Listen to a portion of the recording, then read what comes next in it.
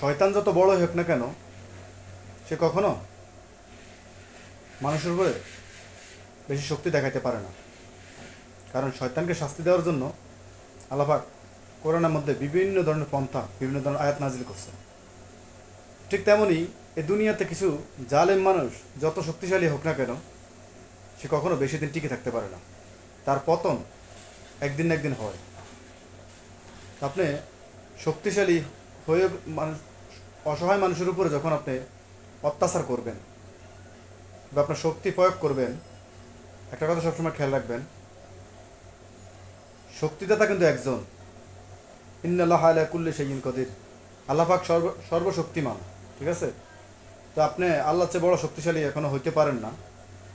আপনার কাছে আপনার শরীরে শক্তি আছে বিদায় আপনি মানুষের উপরে অত্যাচার করবেন, মানুষকে মারবেন, ধরবেন। একটা কথা মাথায় রাখবেন, একদিন একদিন আপনার কিন্তু বিচার হবে ইনশাআল্লাহ।